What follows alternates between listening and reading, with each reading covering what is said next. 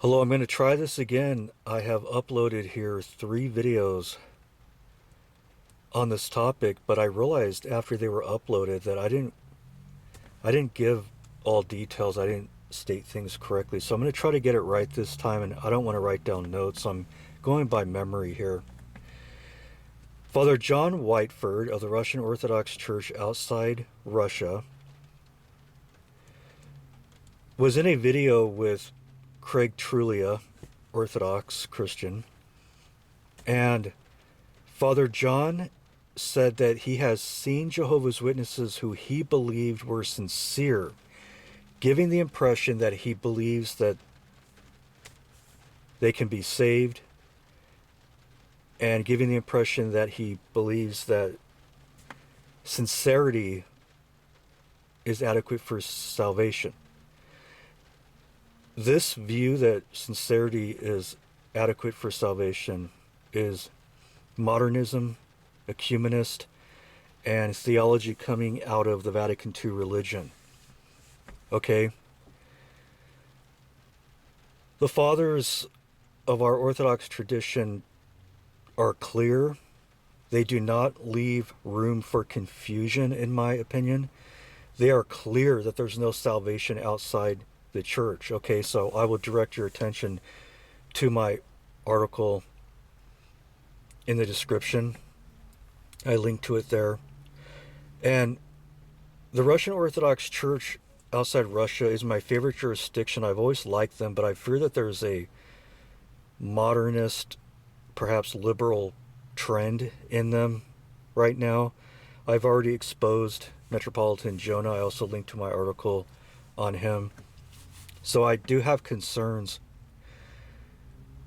Now, I looked into this, and Father John referenced the story of St. Gregory the Great praying for the pagan emperor Trajan who had persecuted Christians, and it was revealed that Trajan was forgiven.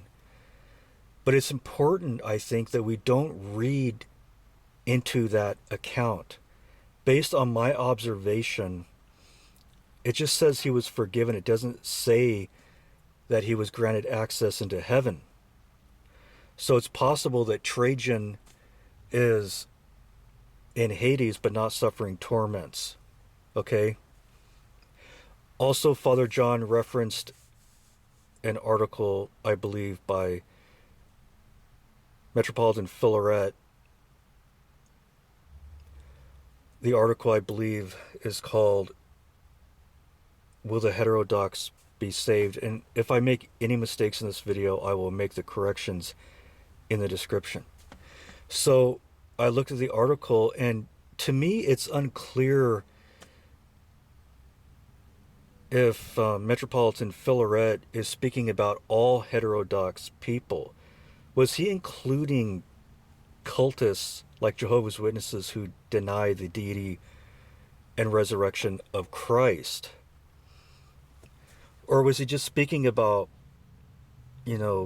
people like Roman Catholics, Protestants, Monophysites, Nestorians? I really don't know if he was including all heterodox people and if he was including cultists. Okay?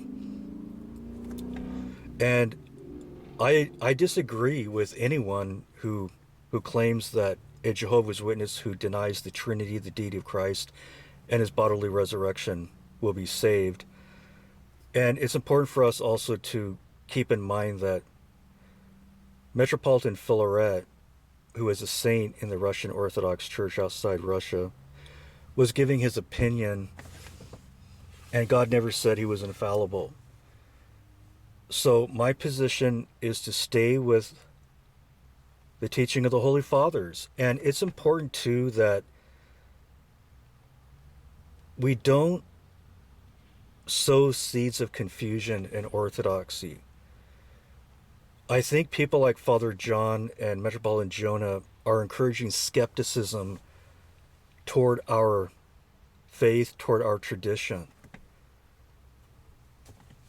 Can the Holy Fathers be trusted or not? If you're going to question one of their teachings, then Why not question the whole tradition?